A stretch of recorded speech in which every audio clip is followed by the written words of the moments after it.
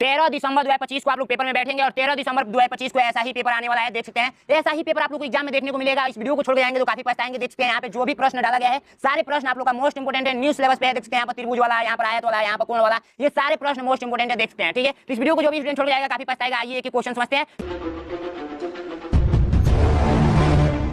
सबसे पहले first page कुछ इस टाइप से मिलेगा। ठीक है, फर्स्ट पेज पे आप लोग से पूछा जा रहा है यहाँ पर रोल नंबर, तो यहाँ पर सबसे पहले अपना रोल नंबर फिल कर देंगे। परीक्षार्थी का नाम पूछा जा रहा है तो यहाँ पर अपना नाम लिख देंगे और परीक्षार्थी का हस्ताक्षर पूछा जा रहा है तो यहाँ पर अपना सिग्नेचर कर देंगे। समय 2 घंटा का मिलेगा इस पेपर को सॉल्व करने के लिए और अधिकतम अंक 100 अंक का होगा ये पेपर। ठीक है, और ये पेपर मार्कशीट होता है, तो मार्कशीट कैसे फिल करना है हमारे चैनल पे वीडियो मिल जाएगी, तो वहां से आप लोग जाकर देख लेंगे। मानसिक योग्यता के 40 प्रश्न पूछे जाएंगे जो कि 50 नंबर का रहेगा, और अंकगणित परीक्षा यानी मैथ के 20 प्रश्न पूछे जाएंगे जो कि 25 नंबर का रहेगा, और भाषा परीक्षा के आप लोग का 20 प्रश्न पूछा जाएगा यानी कि 25 नंबर का रहेगा। टोटल प्रश्नों की संख्या देखा जाए तो 80 को प्रश्न पूछा जाएगा, 100 नंबर का ये पेपर होगा। आइए स्टार्ट करते हैं। सबसे पहले देखिए भाग 1 आप लोगों से पूछा जाएगा। यहाँ पर देख सकते हैं भाग 1, भाग 2 ऐसे करके भाग 10 तक आप लोग का मेंटल एबिलिटी का क्वेश्चन पूछा जाएगा, और एक भाग में आप लोग का 4 प्रश्न रहेगा और काफी इस तरीके से समझाने वाले हैं। कैंची का भी हेल्प के माध्यम से काफी शॉर्टकट मेथड के तरीके से समझाएंगे। ठीक है, तो सबसे पहले भाग 1 को हम लोग पढ़ेंगे। तो भाग 1 में आप लोगों से पूछा जा रहा है कि यहाँ पर ध्यान से देखिए, सबसे पहले भाग 1 हम लोग सॉल्व करेंगे। भाग 1 में जैसे ही आप लोग आएंगे तो यहाँ पर निर्देश ये कहता है ना कि आपको इसमें सबसे अलग आकृति बताना है, यानी कि 3 आकृति एक जैसे हैं और ये एक आकृति भिन्न है, तो आप लोग को वही बताना है। देखिए जैसे मैं आप लोगों से पूछूं कि मान लीजिए कि आप लोग का ये त्रिभुज है, ये भी त्रिभुज है और ये भी त्रिभुज है और ये गोला है। मैं पूछूं कि तीनों में सबसे अलग कौन है, तो देखिए ये तीनों एक जैसे हैं और ये सबसे अलग है। ठीक है, तो ऐसे इसमें देखिए इसमें सबसे अलग कौन सा आकृति हो जाएगा, तो इसमें देखिए ये भी तीर है, ये भी तीर है, ये भी, यानी कि ये सीधा सीधा रेखा है, लेकिन ये टेढ़ा रेखा डाला गया है, इसलिए डी नंबर राइट आंसर हो जाएगा। अब देखिए सेकंड क्वेश्चन, भारत, नेपाल, दिल्ली और चीन, इसमें सबसे अलग आकृति कौन सा है, तो भारत आप लोग का देश है, नेपाल आप लोग का देश है,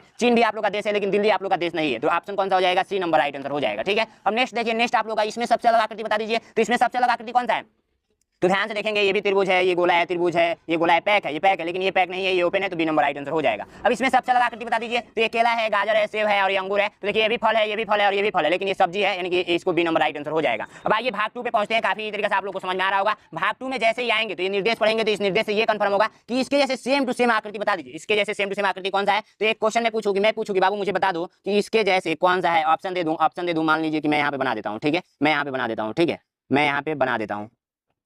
ठीक है, तो आप लोग बोलेंगे कि भैया यही दिख रहा है सेम टू सेम, वैसे ही बताना है इसमें। ठीक है, वैसे ही बताना है, इसके जैसे सेम टू सेम आकृति कौन सा है, तो देखिए ऐसे करके ऐसे किया गया है और ऐसे किया गया है, तो ऐसे करके ऐसे और ऐसे, बी नंबर राइट आंसर हो जाएगा। ये भी रॉन्ग है, ये भी रॉन्ग है, ये भी रॉन्ग है। ठीक है, अब आइए नेक्स्ट देखिए आप लोग 6 नंबर, तो 6 नंबर ध्यान से देखेंगे। 6 नंबर सेम टू सेम इसके जैसे बताना है, इसके जैसे, इसके जैसे दिख नहीं रहा है आप लोग को, कौन सा दिख रहा है, कौन सा दिख रहा है, बता दीजिए एक बार। आप लोगों का जो राइट आंसर हो जाएगा वो हो जाएगा कौन सा, ये भी नहीं होगा, ये रंग दिया है क्या, रंग दिया है क्या। 6 नंबर क्वेश्चन का राइट आंसर सी होना चाहिए था। ठीक है, तो एक यहाँ पर बना लीजिएगा, इसमें ये आप लोग का थोड़ा सा ये टच करेगा। ठीक है, मिस्टेक हो गया है, तो राइट आंसर आप लोग का कौन सा हो जाएगा, सी नंबर। ठीक है, सी नंबर राइट आंसर। ठीक, नेक्स्ट देखेंगे, नेक्स्ट आप लोग का इसके जैसे सेम टू सेम आकृति बताना है, तो इसके जैसे सेम टू सेम आकृति आप लोग का कौन सा दिख रहा है, बी नंबर। ठीक है, तो बी पे टिक करेंगे, और इसके जैसे सेम टू सेम आकृति, तो इसके जैसे सेम टू सेम आकृति आप लोग का जो दिख रहा है वो दिख रहा है सी नंबर, तो सी नंबर पे टिक करेंगे। ठीक है, तो ऐसे ही आप लोग को एग्जाम में सॉल्व करना है, काफी तरीके से सॉल्व कर लेंगे। आइए भाग 3 पे पहुंचते हैं। भाग 3 भी आप लोगों का काफी अच्छे तरीके से समझ में आएगा, बस इस वीडियो को कंप्लीट देखते रहिए। देखिए इस निर्देश को पढ़ेंगे ना, तो इस निर्देश से ये कंफर्म होगा कि यहाँ का टुकड़ा बता दीजिए। जैसे मान लीजिए एक मैं आकृति बनाऊं, जैसे मान लीजिए ये संपूर्ण आकृति है। ठीक है, संपूर्ण आकृति है, अब इसको मैं तोड़ दिया ऐसे 4 हिस्सा में। ठीक है, 4 हिस्सा में। अब यहाँ पे क्वेश्चन में पूछूं ऐसे करके, ठीक है, ऐसे करके ध्यान से देखिएगा। ठीक है, अब मैं पूछूं कि यहाँ का आकृति जो है वो बता दीजिए, ऑप्शन दे दूं ये और ऐसे और ऐसे और ऐसे। ठीक है, तो आप लोग देख सकते हैं, ध्यान से देखेंगे तो यहाँ पर जब इसको बनाएंगे, यहाँ पे ऐसे करके मिलाएंगे, तो इसके जैसे कौन सा दिखेगा, ये वाला दिखेगा। ठीक है, तो ऐसे ही इसमें बताना है यहाँ पे कौन सा रखेंगे कि मैच करेगा, तो ऐसे इस आकृति को मिलाएंगे, तो राइट आंसर कौन सा होगा, सी नंबर राइट आंसर हो जाएगा। ठीक है, इसमें देखिए सब ऐसे एच बना हुआ है, एच और इसमें बीच में काटा गया है, तो इसको ऐसे कर दीजिए, ऐसे कर दीजिए, ऐसे कर दीजिए, एच बना दीजिए, राइट आंसर ये नंबर हो जाएगा। ठीक है, अब यहाँ पे देखिए तीर ऐसे मुड़ा हुआ है। ठीक है, ये दोनों एक तरफ, तो ये नीचे वाला इसकी तरफ आएगा, तो ये आप लोग का राइट आंसर जो हो जाएगा वो हो जाएगा कौन सा, ए नंबर। ठीक है, अब नेक्स्ट देखिए 12 नंबर, तो 12 नंबर में ध्यान से देखेंगे, तो यहाँ पर देखिए ये आप लोग का एक छोटा सा कोष्टक यहाँ पे डाला गया है और इसमें नहीं डाला गया, तो यहाँ पर इसके जैसे आकृति इसमें ढूंढ देंगे, राइट आंसर हो जाएगा। तो आप लोग का जो राइट आंसर आएगा वो ए नंबर आएगा। ठीक है, भाग 3 भी कंप्लीट हो गया। भाग 4 में जैसे ही आएंगे, भाग 4 का निर्देश पढ़ेंगे ना, तो भाग 4 का निर्देश ये कहता है कि देखिए जैसे मान लीजिए कि मैं एक छोटा सा एग्जांपल लेता हूँ, जैसे मान लीजिए 1 के बाद 2 आ रहा है, 2 के बाद 3 आ रहा है, 3 के बाद मैं पूछूं कि बाबू क्या आएगा, तो आप बोलेंगे भैया 4 आएगा। वैसे ही ये भी है, देखिए गुणा यहाँ पर था, एक बार ऐसे रोटेट हुआ है तो गुणा यहाँ पे आ गया, फिर एक बार ऐसे रोटेट हुआ है तो गुणा यहाँ पे आ गया, फिर एक बार ऐसे रोटेट होगा तो गुणा यहाँ पे जाएगा। ठीक है, यहाँ पे, ठीक है, यहाँ पे जाएगा, यहाँ पे भी है। ठीक है, तो 13 नंबर क्वेश्चन का राइट आंसर आप लोग का कौन सा हो जाएगा, बी नंबर हो जाएगा। ठीक है, बी नंबर यहाँ पे जाएगा। ठीक है, गुणा, तो ये बी नंबर राइट आंसर। ठीक है, चलिए नेक्स्ट क्वेश्चन देखते हैं। नेक्स्ट क्वेश्चन 14 नंबर देखेंगे, यहाँ पे प्लस है तो ये रोटेट हुआ है तो यहाँ पे आया हुआ है। ठीक है, ये वाला आकृति यहाँ पे आ गया है और ये यहाँ पे चला गया है। ठीक है, और ये थोड़ा और नजदीक आ गया है, फिर ये वाला यहाँ पे आया हुआ है और ये वाला इधर और ये वाला इधर। ठीक है, तो इस बार कैसा होगा, इस बार आप लोग का जो हो जाएगा वो हो जाएगा 14 नंबर का राइट आंसर कमेंट कीजिए, बी नंबर। ठीक है, बी नंबर राइट आंसर हो जाएगा। ठीक है, नेक्स्ट क्वेश्चन देखेंगे, ये इस साइड में है तो फिर इस साइड में आया है, फिर इस साइड में है तो इस बार किधर जाएगा, ऊपर के साइड में जाएगा, तो राइट आंसर आप लोग का हो जाएगा वो हो जाएगा डी नंबर। 15 का क्या होगा, डी नंबर, 15 का डी। अब देखिए ए बटे ई, एच बटे एन, एल बटे टी, ई बराबर क्या होगा, तो ए बटे ई है, यानी कि ए बटे ई।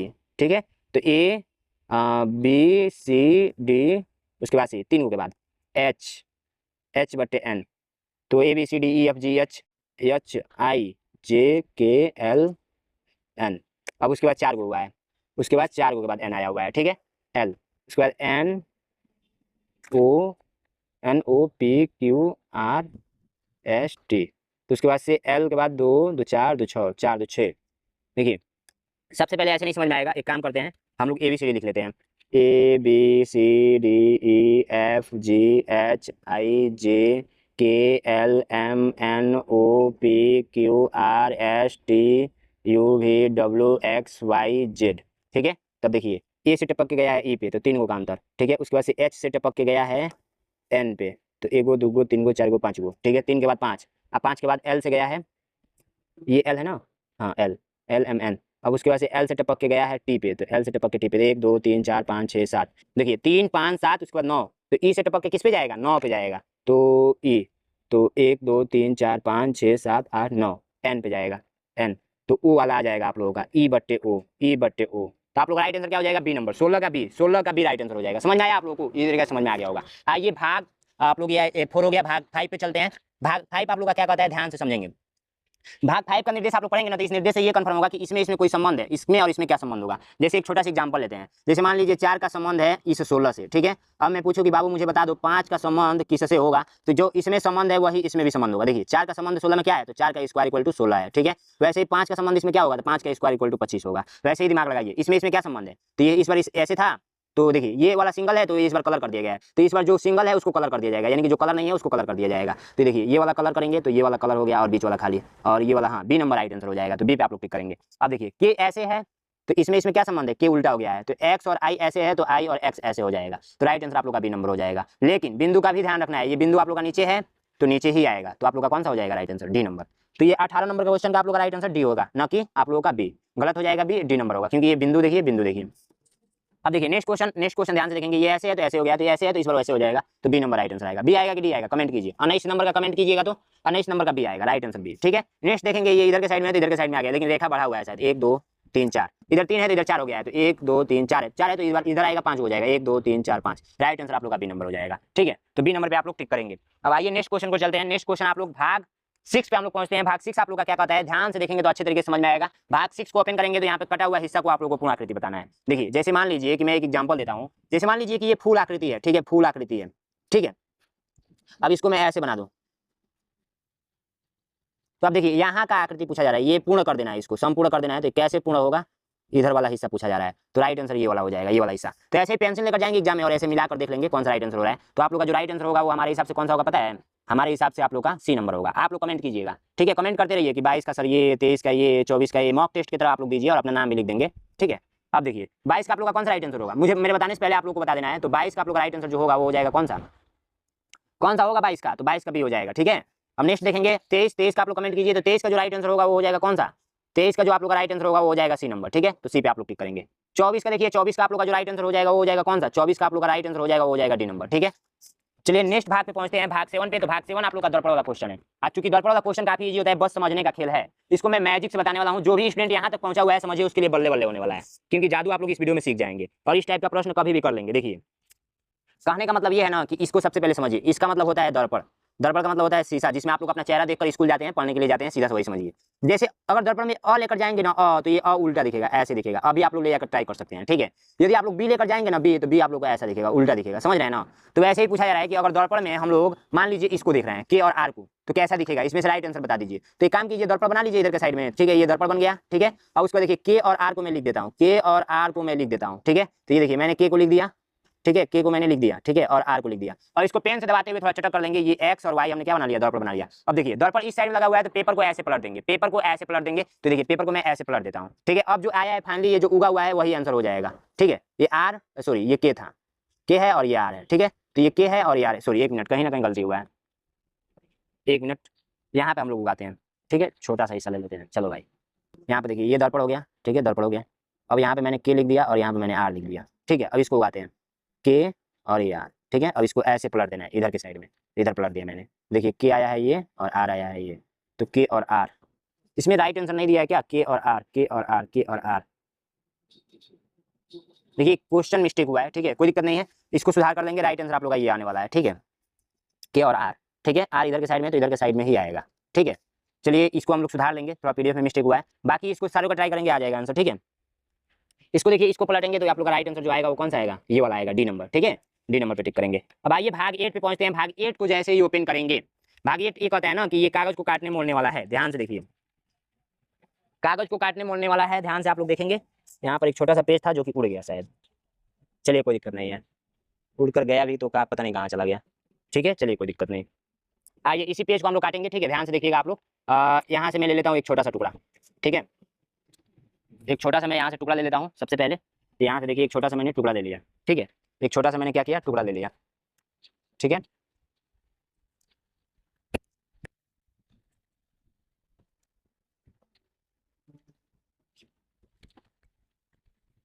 ध्यान दीजिएगा, थोड़ा हवा चल रहा है। ठीक है, तो थोड़ा डिस्टर्ब हो रहा है मेरा। ठीक है, उससे कोई दिक्कत नहीं है। बाकी देखिए वो भी उड़ गया। चलिए एक छोटा टुकड़ा दूसरा लेते हैं। तो यहाँ से हम लोग कट करेंगे और यहाँ से हमने एक छोटा सा टुकड़ा ले लिया।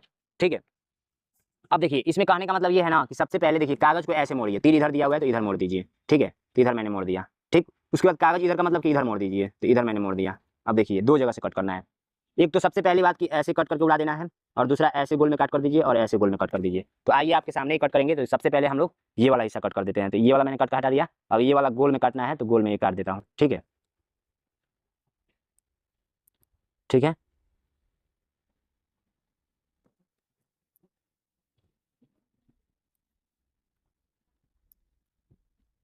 ठीक है। तो देखिए मैंने कट कर दिया। अब इसको ओपन कर देना है। तब इसको आइए ओपन करके देखते हैं। तो ऐसे आया है, कौन सा राइट आंसर होगा, तो राइट आंसर जो आप लोग का हो जाएगा वो हो जाएगा बी नंबर। बी नंबर हो जाएगा आप लोग का राइट आंसर। ठीक है, तो बी पे आप लोग टिक करेंगे। ऐसे ही सबको करना है तो कर लेंगे आप लोग, इजी है। ठीक है, तो आप लोग मुझे 30 नंबर, 31 नंबर और 32 नंबर का राइट आंसर कमेंट बॉक्स में बताएंगे।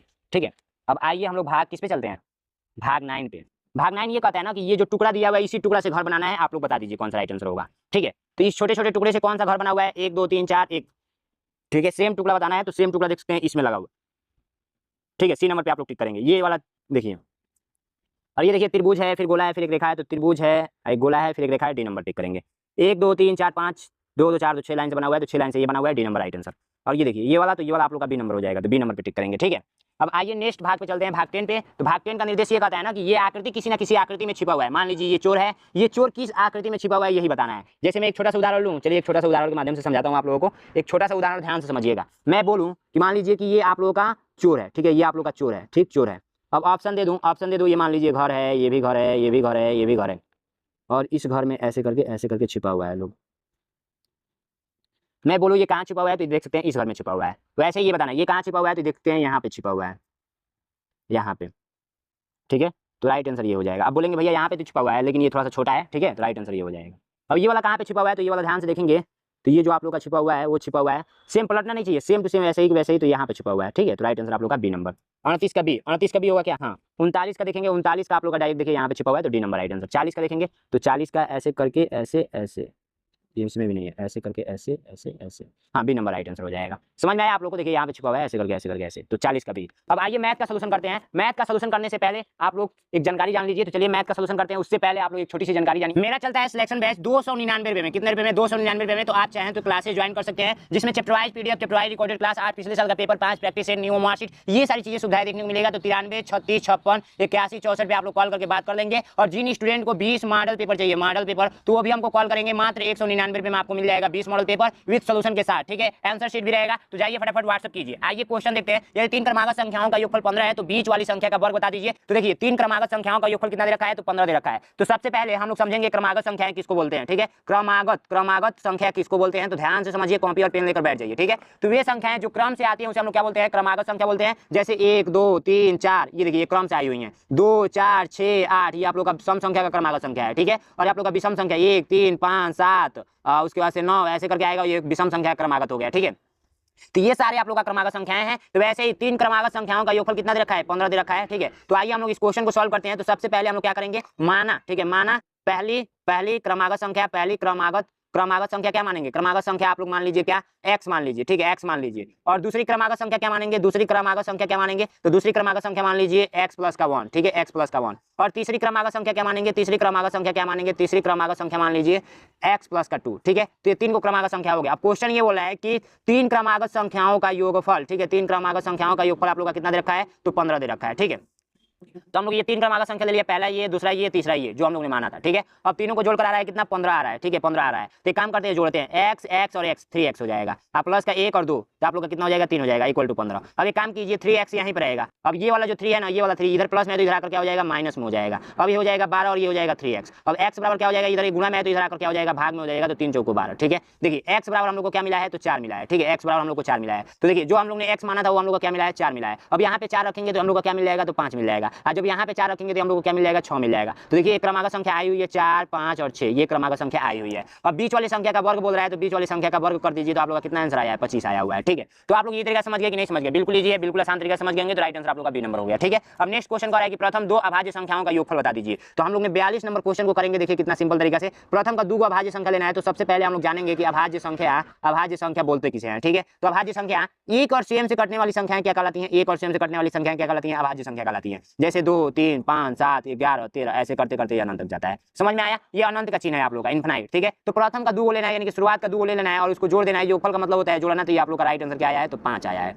ठीक है। तो आंसर कौन सा हो जाएगा, बी नंबर, ठीक है। इतना सिंपल तरीका से यदि आप लोग का क्वेश्चन पूछेगा तो आप लोग को छोड़कर नहीं आना है। 2 अंक वाली प्राकृतिक संख्याओं की संख्या बता दीजिए। तो देखिए सबसे पहले हम लोग जानेंगे 1 अंक वाली। 1 अंक वाली 1, 2, 3, 4, 5, 6, 7, 8 एंड 9। ये टोटल 1 अंक वाली कितनी है, तो टोटल बोलेंगे भैया कितनी है, तो 9 गो है, ठीक है। अब देखिए 2 अंक कहाँ से स्टार्ट होता है, तो 10 से 11, 12 ऐसे करते करते कहाँ तक जाएगा, तो 99 तक जाएगा। अब मैं पूछूं 2 अंक वाली कितनी है, तो आप बताएंगे कितना, तो 90 गो है। कितनी है, 90 गो है। 1, 2, 3 ऐसे करके काउंट करेंगे 99 तक, तो 90 गो आएगा। 3 अंकों की पूछा जाए तो 100 से स्टार्ट होगा, 101, 102, ठीक है, ऐसे करते करते 999 तक जाएगा। टोटल संख्याओं की बात की जाए 3 अंकों की, तो कितना आएगा, तो 900 आएगा। लेकिन हम लोग को फाइनल क्वेश्चन में क्या पूछा गया था, तो 2 अंक वाली पूछा गया था। तो 2 अंक वाली कितना मैंने बताया, 90 बताया, न कि 99, 99 नहीं होगा, 90 होगा, ठीक है। तो राइट आंसर आप लोग का बी नंबर। नेक्स्ट क्वेश्चन देखेंगे 11 से 20 तक कितनी ऋण संख्याएं। ऋण संख्याएं का मतलब समझिए, ऋण संख्याएं का मतलब होता है, ऋण संख्या का मतलब होता है अभाज्य संख्या। क्या होता है, अभाज्य संख्या, ठीक है, अभाज्य संख्या। तो एक काम करते हैं, अभी हम लोगों ने पढ़ा कि एक और स्वयं से कटने वाली संख्याएं क्या कहलाती हैं, अभाज्य संख्या कहलाती हैं। एग्जाम्पल के रूप में आप लोग ने 2, 3, 5, 7, 11, 13, 17, 19, 21 नहीं, 23, 25 नहीं, 26 नहीं, 27 नहीं, 28 नहीं, 29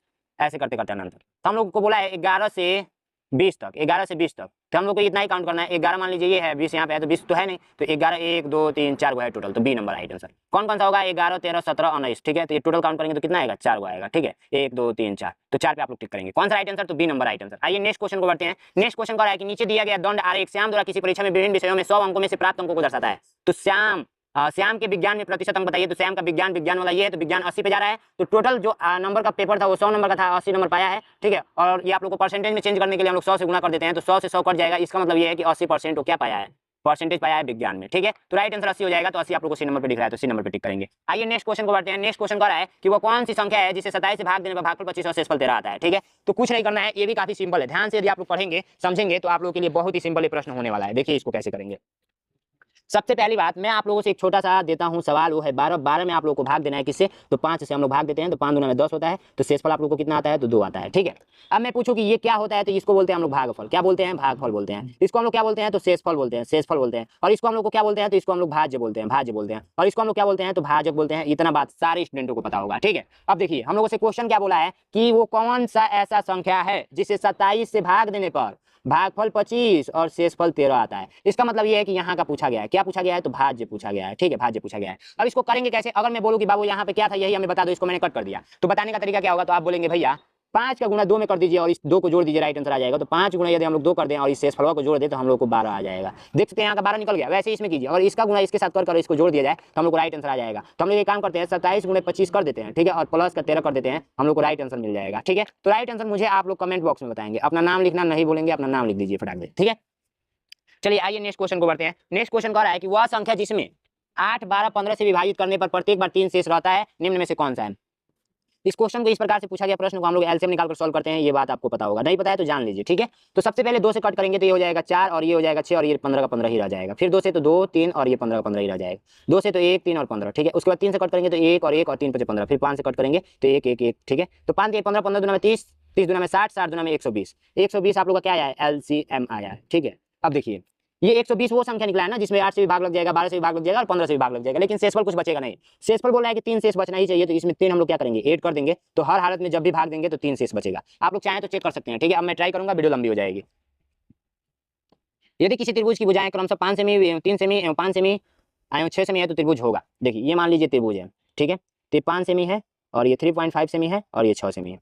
जब भी भिन्न होता है ना तो कौन सा होता है, विषम बाहु होता है, ठीक है, विषम बाहु त्रिभुज, ठीक है, त्रिभुज। अब देखिए विषम बाहु त्रिभुज, कितना बात आपको कंफर्म हुआ, तो राइट आंसर आप लोग कौन सा हो जाएगा, सी नंबर हो जाएगा। असमबाहु त्रिभुज में क्या होता है, दो बराबर होते हैं और एक अलग होता है। असमबाहु, सम त्रिबाहु में ये होता है, समबाहु में क्या होता है, समबाहु में तीनों साइड बराबर होते हैं कि दो बराबर होते हैं, कमेंट कीजिएगा, ठीक है। नेक्स्ट क्वेश्चन कर रहा है कि 14,1510 चार दहाई पे बराबर होगा। 14,000 को 14,000 पहले लिख लीजिए, 1500 बोला है तो 1500 लिख लीजिए, और चार दहाई पे बोला है तो चार दहाई पे लिखने के लिए ऐसे लिखना पड़ेगा। अब जोड़ दीजिए, आंसर आ जाएगा 0 4 5 और ये 5 और ये 15,540, 15,540 डी नंबर राइट आंसर, ठीक है। इस प्रकार के क्वेश्चन इसी तरह सॉल्व करेंगे। नेक्स्ट क्वेश्चन कह रहा है कि किसी धन में उसका 1/7 भाग जोड़ने पर योगफल 32 हो जाता है, तो वह धन ज्ञात कीजिए। माना वह धन x है, क्या है, x है। अब इसमें 1/7 जोड़ने पर हम लोग क्या मिल रहा है, तो 32 मिल रहा है, ठीक है। हम लोग एक काम करते हैं, यहाँ पे क्या ले लेंगे, x प्लस का x/7 बराबर में 32, ठीक है। अब देखिए ये जोड़ेंगे तो आप लोग का एलसीएम 7 मिलेगा, यहाँ पे कुछ नहीं है, तो अब यहाँ पे x प्लस का क्या होगा, 7x प्लस का क्या होगा, x हो जाएगा, अब बराबर में 32, तो हो जाएगा 8x और बट्टे का 7 अब बराबर में 32, ठीक है। अब ये 7 भाग में है तो गुणा में चल जाएगा, तो 8x 32 गुणे 7। अब देखिए 8x, तो x यहीं पर रहने दीजिए, 32 गुणे 7/8, 8 चौको 32 और 7 चौको 28, 7 चौको 28, तो 28 आप लोग का राइट आंसर आया हुआ है, ठीक है। तो ये नंबर राइट आंसर हो जाएगा। अब आइए नेक्स्ट क्वेश्चन को बढ़ते हैं। नेक्स्ट क्वेश्चन क्या कर रहा है, ध्यान से समझेंगे नेक्स्ट क्वेश्चन की ओर। 51 नंबर क्वेश्चन, तो 51 नंबर क्वेश्चन ध्यान से देखेंगे। 51 नंबर क्वेश्चन जो आप लोग का दे रखा है, वो दे रखा है क्या, कि 3/4, ठीक है, ध्यान से समझिए 3/4। सबसे पहले क्वेश्चन को मैं लिख लूँ क्या, चलिए क्वेश्चन को मैं यहाँ पे लिख लेता हूँ। 3/4 का 2 सहित 1/2 डिवाइडेड 1 सहित 1/8 का 3 सहित 1/3 का मान होगा। तो सबसे पहले का वालों को हल करते हैं, ये बात आपको ही पता है। तो 3/4 का मतलब होता है गुणा, और 2 दूना 4 1 5 5/2। सबसे पहले इसको सॉल्व करेंगे, ठीक है, डिवाइडेड 8 का नाम 8 1 9 9/8 गुणे 3 3 का 9 1 10 10/3, तो उसके बाद से सबसे पहले इसको सॉल्व करेंगे, ठीक है, 9 1 10 10/3। तो अब देखिए हम लोग इसको सॉल्व करते हैं, तो 5 3 15 4 दूना में 8 डिवाइडेड 9 दहाँ पे 90, चाहे से काट दीजिए, 3 3 का 9, तो ये हो जाएगा 30 और ये हो जाएगा 8, सॉरी 80 नहीं 8, ठीक है। अब देखिए भाग जब भी करते हैं तो 15/8 गुणा में करके इसे पलट देते हैं, तो ये आप लोग का 30, 8 से 8 ही काट दीजिए एक बार में, 15 दूना में 30 होता है। हम लोग को क्या मिला है, 1/2 मिला है। आंसर ग्रुप में क्या मिला है, 1/2 मिला है। तो राइट आंसर आप लोग का कौन सा हो जाएगा, तो ए नंबर राइट आंसर हो जाएगा। समझ में आया आप लोग को, बिल्कुल ये समझ में आ गया होगा। 18/25, 21/40 और 35/75 का लॉस बता दीजिए। तो जब भी आप लोगों को P/Q के रूप में जब भी निकालना हो एलसीएम और एचसीएफ, तो इसका शॉर्टकट तरीका पता है क्या है, ध्यान से समझिए। सबसे पहले बात हम लोग को लॉस ज्ञात करना है, तो लॉस बराबर क्या होता है, लॉस बटे मॉस, ये बात आप लोग ध्यान रखेंगे, ये सूत्र है। तो यहाँ पर अंश का लॉस लिखेंगे, अंश का लॉस, और यहाँ पर हर का लॉस, ठीक है। ऐसे ज़्यादा शॉर्टकट तरीका रहेगा याद करने का। तो हम लोग क्या करेंगे, देखिए 18 21 और 35 का क्या करेंगे, लॉस निकाल देंगे, और जो भी आंसर आएगा उसमें भाग दे देंगे इसी का मौसा निकालकर। 18 21 और 35 का एचसीएफ निकालकर भाग दे देंगे उससे, तो आंसर आ जाएगा। तो मुझे कमेंट बॉक्स में आंसर बताइए इसका, ठीक है, 52 नंबर का, ठीक है। चलिए नेक्स्ट क्वेश्चन को बढ़ते हैं। नेक्स्ट क्वेश्चन कह रहा है कि 2/3 और 5/7 का योगफल निम्नलिखित में से हो सकता है। तो हम लोग देखिए सबसे पहले करते क्या है, इस क्वेश्चन को लिखते हैं 2/3 और प्लस का 5/7। तो जब भी इस प्रकार का क्वेश्चन आप लोगों से पूछा जाता है तो कैसे सॉल्व करते हैं, आप लोग सॉल्व करते हैं, नीचे वालों को एलसीएम निकालते हैं, तो देखिए अलग अलग है, तो 3 गुणे 7 हो जाएगा, 3 का नाम 3 तो 2 गुणे 7 और प्लस का 7 से 7 कट गया तो 5 गुणे 3, ठीक है, या 3 गुणे 5। तो आप लोग का जो आंसर आया है कौन सा आया है, तो आप लोग का जो आंसर आया है डी नंबर आया है, ठीक है। तो डी पे आप लोग टिक करेंगे, ठीक है। अब नेक्स्ट क्वेश्चन देखेंगे, रमेश व दिनेश की कुल आय 1800 है, यदि उनकी आय का अनुपात 4/5 हो तो रमेश की आय क्या होगा। तो देखिए ये हो गया रमेश और ये हो गया रमेश और दिनेश। अब ये दोनों का अनुपात कितना दे रखा है, तो 4:5 दे रखा है, और कितना है तो 1800 है, तो इन दोनों का भी कितना होगा, 1800 होगा। तो एक काम करते हैं, अनुपातिक योग निकालते हैं। अनुपातिक योग क्या होगा, 4 + 5 = 9 होगा। अब इसी 9 का ये 1800 है, तो 9 का 1800 तो 1 का कितना होगा, तो 9 का 1800 तो 1 का कितना होगा, तो 9 दूना में 18, 1 का 200 होगा, ठीक है। 1 का 200, तो देखिए ये रमेश का है और ये दिनेश का है, तो जब 1 का 200 आया है तो ये 4 को कितना होगा, तो 200 गुणे 400 200 गुणे 2 गुणे 200 = 400, ठीक है, सॉरी 4 गुणे 200 = 800, ठीक है। उसके बाद 5 गुणे 200 = कितना होगा, 1000। अब देखिए दोनों का 1800 आ रहा है ना। तो वैसे ही देखिए ये हो गया आप लोग का रमेश का, ठीक है, रमेश का, और ये हो गया दिनेश का, ठीक है, दिनेश का। तो आप लोग से रमेश का पूछा गया था इसलिए 800 पर टिक करेंगे, तो बी नंबर राइट आंसर। अब आइए नेक्स्ट क्वेश्चन देखिए, निम्नलिखित आयतों में से सबसे अधिक क्षेत्रफल किसका है और कितना है, स्क्वायर सेमी में बताना है। तो सबसे पहले देखिए क्षेत्रफल बराबर होता है लंबाई गुणे चौड़ाई, ये बात आप लोग याद रख लेंगे। किसी का भी क्षेत्रफल निकालना हो लंबाई गुणे चौड़ाई कर देंगे, ठीक है। तो सबसे पहला आप लोग का जो ऑप्शन ए है, इसका यदि करेंगे तो 12 गुणे 21 करेंगे, ठीक है। ऑप्शन बी है तो इसका यदि करेंगे तो 18 गुणे आप लोग 14 करेंगे, ठीक है। ऑप्शन सी है तो 16 गुणे 16 करेंगे, और ऑप्शन डी है तो आप लोग क्या करेंगे 17 गुणे 15 करेंगे, ठीक है। तो 12 गुणे 21 करेंगे तो आप लोग का 252 मिलेगा, ठीक है, आप लोग गुणा कर लीजिएगा। 18 गुणे 14 करेंगे तो 252 मिलेगा, और ये जब करेंगे तो 256 मिलेगा। लेकिन ये जब करेंगे तो 17 गुणे आप लोग का 15 है, तो 7 × 5 = 35 का 5 हाथ में 1, और 5 × 5 = 6, और 7 × 7 और 1 × 1 5, और 7 × 3 = 10 3 × 3 हाथ में 1 और 2 235, सॉरी 5, 7 5 35 का 5, 7 5 35 का 5, 5 1 5, 5 3 8, 7 1 7, 1 1 1, 5 8 8 7 15 का 5, हाथ में 1, 255 आया है। ठीक है, तो इसका 255 आएगा। ठीक, अब देखिए सबसे अधिक यही नहीं दिख रहा है 256, यहाँ पे गलत दे दिया है 285। बहुत सारे बच्चे डायरेक्ट देखेंगे सबसे अधिक यही है, अधिक पे टिक कर देंगे, लेकिन गलत हो जाएगा। आप लोग का राइट आंसर जो आया है वो आया है सी नंबर। समझ में आया आप लोगों को? बिल्कुल ईजी समझ में आया होगा। अब नेक्स्ट क्वेश्चन कर रहा है कि इसका योगफल बता दीजिए। देखिए इस टाइप का प्रश्न बहुत बार पूछता है, तो आप लोग करेंगे क्या, 7.7 को पॉइंट के नीचे पॉइंट लगाकर लिखेंगे 7.77। ठीक है, पॉइंट के नीचे पॉइंट लिखाइए, तो ये देखिए इधर है और एक इधर है, पॉइंट के नीचे पॉइंट, तो ये ऐसे करके है और एक इधर है। अब इसको जोड़ दीजिए, जिसके ऊपर कुछ नहीं है 0 ले लीजिए। ठीक है, अब जोड़ दीजिए, 7 7 7 14 का 4, हाथ में आया 1, 14 7 का 14 7 का 1, 22 22 का 2, हाथ में आया 2, 7 को 28 2 30 30 के 0, हाथ में आया 3, 7 को 28 28 3 31, पॉइंट के नीचे पॉइंट। ये आंसर आया है कितना, तो आप लोग का डी नंबर राइट आंसर। ठीक है, डी नंबर आप लोग का राइट आंसर आ गया। अब चलिए नेक्स्ट क्वेश्चन को बढ़ते हैं। एक व्यापारी ने 550 रुपये में एक रेडियो खरीद कर उसे 625 में बेच दिया, उसके द्वारा प्राप्त लाभ बता दीजिए। तो खरीदी क्या है, खरीदी आप लोग का क्या है 550 रुपया, और बिक्री क्या है, तो बिक्री आप लोग का है 625 रुपया। तो सीधी सी बात है, यहाँ पे क्या हुआ है, लाभ हुआ है। कितने रुपए का लाभ हुआ है, तो 625 यानी बिक्री में से घटा देंगे क्रय मूल्य को, तो आप लोग का राइट आंसर आ जाएगा। तो कितना आएगा 75 आएगा। आंसर कौन सा हो जाएगा, ए नंबर हो जाएगा। नेक्स्ट क्वेश्चन का है 4 सहित 1/16 को दशमलव तुल्य में बदलिए। तो 4 सहित 1/16 को बदलना हो तो 4 को 4 ही लिख देंगे आंसर ग्रुप में। ठीक है, और 1/16 में भाग दे देंगे, तो 1/16 तो भाग देंगे नहीं जाएगा, तो 0 बड़ा पॉइंट लाएंगे और पॉइंट लगा के 0 बढ़ाएंगे, फिर 0 बढ़ाएंगे नहीं जाएगा। तो आप लोग क्या कीजिएगा, 16 छक्के कितना होता है 96, बचा 4। अब क्या करेंगे अपने मन से, 16 दूना 32, बच्चा 8, 0 बढ़ा लेंगे, 16 25 80। अब यही वाला यहाँ पे उतर जाएगा, तो 0.625, यही आंसर आ गया। समझ में आया आप लोगों को, A number right answer. Next question का है कि इनमें सबसे बड़ी भिन्न कौन सी है, तो सबसे बड़ी भिन्न आप लोग को बताएंगे, कैसे बताएंगे, 5/8 में भाग देंगे जो आंसर आएगा, 2/3 में भाग देंगे कुछ ना कुछ आंसर आएगा, और 7/9 में भाग देंगे कुछ ना कुछ आंसर आएगा, फिर 3/5 में भाग देंगे कुछ ना कुछ आंसर आएगा, फिर 4/7 में भाग देंगे कुछ ना कुछ आंसर आएगा। जब भी आएगा तो इन सबका तुलना कर देंगे, और जो बड़ा होगा वही बड़ा हो जाएगा। जैसे मान लीजिए ये बड़ा है तो यही बड़ा हो जाएगा। ठीक है, तो आप लोग आंसर मुझे कमेंट बॉक्स में चाहिए 59 का। देखते हैं कितने छात्र बताते हैं, अपना नाम भी लिखना है। ठीक है, और आपको नहीं आता है फिर भी कमेंट कर देंगे, नेक्स्ट वीडियो में मैं आपको सभी को पढ़ा दूंगा। निम्न आकृति में एक्स का मान बता दीजिए। तो देखिए एक्स का मान बताना है, तो सबसे पहले जानिए ना कि ये जो बिंदु होता है ना, इस पे 360 डिग्री का कोण बनता है। ठीक है, ये मैं आप लोगों को दूसरे पेज पे समझाता हूँ। एक जो बिंदु होता है उस पर 360 डिग्री का कोण बनता है, और एक जो रेखा होता है इस पर कितना बनता है, 180 ऊपर बनता है और 180 नीचे बनता है, तो दोनों मिला कितना हो गया 360। तब देखिए कितना भी रेखा खींचिए, कितना भी रेखा खींचिए जैसे, तो ये सभी का योगफल कितना होगा 360 होगा। ठीक है, तो हम लोग को दे रखा है 2x + 3x प्लस का x प्लस का 120 इक्वल टू कितना हो जाएगा 360। अब इसको ऐसे करके जोड़ लेंगे, आ जाएगा आंसर इधर उधर करके। तो सबसे पहले इसको जोड़ दीजिए, तो 3 2 5 6 6x प्लस का 120 बराबर में 360। अब देखिए 6x यहीं पर रहेगा और 120 इधर जाकर घट जाएगा, तो ये मिलेगा 240। 6x यहीं पर रहेगा, x यहीं पर रहेगा, 240 में 240 में हम लोग 6 से भाग दे देंगे, 6 चौको 24, तो x बराबर आप लोग को 40 मिलेगा, आंसर 40 मिलेगा। तो आप लोग राइट आंसर डी नंबर हो जाएगा। ठीक है, अब हिंदी का सॉल्यूशन करेंगे, तो आइए हिंदी का सॉल्यूशन देखते हैं। तब तक क्या आप लोग अच्छे तरीके से हिंदी का सॉल्यूशन कैसे करते हैं ध्यान दीजिएगा। तो आइए हिंदी का सॉल्यूशन करते हैं। हिंदी का आप लोग का 20 प्रश्न पूछा जाता है। ठीक है, देख सकते हैं यहाँ पर अनुच्छेद 1 में आप लोग का 5 प्रश्न दिया है, अनुच्छेद 2 में आप लोग को 5 प्रश्न दिया है, अनुच्छेद 3 में आप लोग का 5 प्रश्न दिया है, और अनुच्छेद 4 में आप लोग का 5 प्रश्न दिया है। तो एक एक प्रश्न हम लोग अच्छे तरीके से सॉल्व करेंगे। सबसे पहले इसको पढ़ना होता है, फिर इसका उत्तर देना होता है। तो यहाँ पर देखिए, सफेद गिद्ध प्राय अपने सफेद पंखों और लंबे पंखों के फैलाव कारण आसानी से पहचाना जा सकता है। यह पक्षी ऊंचाई पर उड़ान भरने में माहिर होता है और अधिकतर गर्म और खुले क्षेत्रों में पाया जाता है। युवा गिद्धों में नर और मादा का आकार लगभग समान होता है, किंतु मादा प्राय कुछ भारी होती है, और यह पक्षी अपने घोंसले बनाने के लिए चट्टानों की ऊंचाई या पुराने पेड़ों की ऊंचाई को चुनता है ताकि वह अपने अंडों और बच्चों को सुरक्षित रख सके। गिद्ध अपनी तेज दृष्टि और ऊंचाई से शिकार या भोजन को जल्दी से देख लेता है।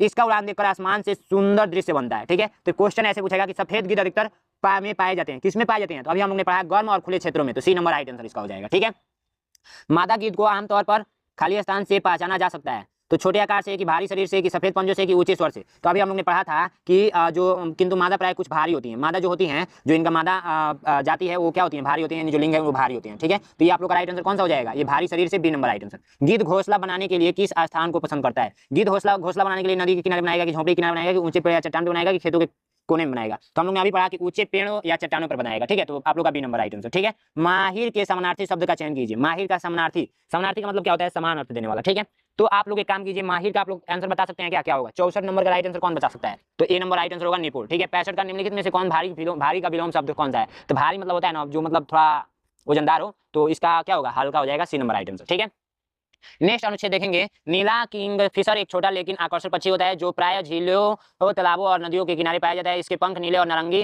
रंग के होते हैं जो सूरज की रोशनी, ठीक है थोड़ा सा जूम कर दूं क्या, चलिए थोड़ा सा जूम कर देता हूँ। ठीक है। अब देखिए, सूरज की रोशनी में चमकते हैं, यह पक्षी अधिकतर अकेले रहता है और मछलियों को पकड़ने में अत्यंत कुशल होता है। नीला किंगफिशर अपने भोजन के लिए पानी की सतह पर उड़ान भरते हुए शिकार करता है। जब वह शिकार पर झपटता है तो उसकी गति और सटीकता देखने लायक होती है। यह अपने घोंसले की मिट्टी की दीवारों या नदी किनारों की खोदी हुई जगहों पर बनाता है ताकि अपने अंडों को सुरक्षित रख सके। नीला किंगफिशर प्राय कहाँ पाया जाता है? तो ये हम लोग ने अभी पढ़ा, कहाँ पाया जाता है? कहाँ पाया जाता है? बर्फीय क्षेत्रों में कि जल स्रोतों के पास? बताइए, कमेंट कीजिए। तो आप लोग का जो राइट आंसर हो जाएगा वो हो जाएगा 66 नंबर का सी। कौन सा? सी। देखिए, ए बी और ये सी है, थोड़ा सा मिस्टेक हुआ है, यहाँ पे सी रहेगा। ठीक है, सी, जल स्रोतों के पास। ठीक है। इस पक्षी के पंख किस रंग के होते हैं? तो अभी हमने पढ़ा था, इस पक्षी के पंख किस रंग के होते हैं? नीले और नारंगी रंग के होते हैं। यहाँ पे देखिए, नीले और नारंगी रंग के होते हैं। तो आप लोग का जो राइट आंसर हो जाएगा नीले और नारंगी, बी नंबर राइट आंसर। ठीक है। नेक्स्ट क्वेश्चन है कि नीला किंगफिशर शिकार के लिए क्या करता है? तो नीला किंगफिशर शिकार के लिए क्या करता है? बताइए, कमेंट कीजिए। 68 का, 68 का आप लोग का राइट आंसर, सतह पर उड़ते हुए मछली पकड़ता है। ठीक है, तो राइट आंसर आप लोग का सी नंबर। कुशल शब्द का समानार्थी शब्द होगा, तो कुशल का मतलब क्या होता है? आप लोग कमेंट कीजिए शब्द का समानार्थी शब्द। तो 69 का आप लोग का राइट आंसर हो जाएगा, वह हो जाएगा आप लोग का सी, निपुण। ठीक है, निपुण आप लोग का राइट आंसर हो जाएगा। आकर्षण शब्द का विलोम शब्द क्या होगा? तो आकर्षण का विकर्षण होगा, राइट आंसर आप लोग का बी हो जाएगा। ठीक है। चलिए भाग अनुच्छेद 3 में पहुंचते हैं। अनुच्छेद 3 आप लोग का क्या कहता है कि ड्रोन एक आधुनिक यंत्र है जो बिना पायलट के उड़ सकता है। इसे रिमोट कंट्रोल या कंप्यूटर निर्देशों से संचालित किया जाता है। ड्रोन का प्रयोग आजकल विभिन्न क्षेत्रों में बढ़ाता जा रहा है। यह यंत्र तेज उड़ान भर सकता है और दुर्गम क्षेत्रों में पहुंचने की क्षमता रखता है। ठीक है। तो अब देखिए, ड्रोन का उपयोग फोटोग्राफी, निगरानी, आपदा प्रबंध, देखिए ये जो ए है ना, ये नहीं रहेगा। ठीक है। और सैन्य अभियानों में किया जाता है कि कुछ ड्रोन बहुत ही छोटे होते हैं जो घर के अंदर भी उड़ सकते हैं, जबकि कुछ ड्रोन भारी वस्तुओं को उठा सकते हैं। अधिक ड्रोन जीपीएस तकनीक से लैस होते हैं और यह स्वचालित रूप से तय मार्ग पर उड़ सकते हैं। यह बिना थके लंबे समय तक काम कर सकते हैं और इंसानों के लिए जोखिम भरे कार्यों को सरल बना देते हैं। ड्रोन किस प्रकार का यंत्र है? तो ड्रोन अभी हम लोग ने पढ़ा था, ड्रोन एक आधुनिक यंत्र है। ठीक है। तो आप लोग किस पे टिक करेंगे? 71 नंबर का राइट आंसर मुझे कमेंट बॉक्स में बताइए। 71 नंबर का राइट आंसर आप लोग क्या हो जाएगा? सी हो जाएगा। रिमोट संचालित यंत्र है जो कि हम लोग ने अभी पढ़ा था। ठीक है, ये रिमोटों द्वारा संचालित किया जाता है। और ड्रोन का प्रयोग इन कार्यों में किससे नहीं होता है? तो निगरानी, आपदा प्रबंध, भारी ट्रक चलाना, सौंदर्य अभियानों द्वारा। तो देखिए, सी नंबर राइट आंसर होगा क्या? आप लोग कमेंट कीजिए। तो आप लोगों का सी नंबर 72 का सी, भारी ट्रक चलाना। ट्रक तो भाई ट्रक नहीं चलाना इसमें। आधुनिक ड्रोन किस तकनीकी से लैस होते हैं? तो आधुनिक ड्रोन जीपीएस के, बी नंबर राइट आंसर। ठीक है। दुर्गम का समानार्थी शब्द होगा, तो दुर्गम का समानार्थी शब्द क्या होगा? तो जो 74 है उसका राइट आंसर कमेंट कीजिए। तो ए नंबर हो जाएगा, कठिन। भारी शब्द का विलोम आप लोग का हल्का हो जाएगा। ठीक है। नेक्स्ट अनुच्छेद देखेंगे, अनुच्छेद नंबर 4। अनुच्छेद नंबर 4 देखेंगे, रेडियो एक प्रभावशाली माध्यम है जो बिना चित्रों के केवल ध्वनि के माध्यम से जानकारी और मनोरंजन प्रदान करता है। यह आज की दूरी दराज के क्षेत्रों में लोगों के जीवन का महत्वपूर्ण हिस्सा है। जबकि बिजली नहीं होता है, इंटरनेट उपलब्ध नहीं होता, तो अभी भी रेडियो अपना सेवा देता रहता है।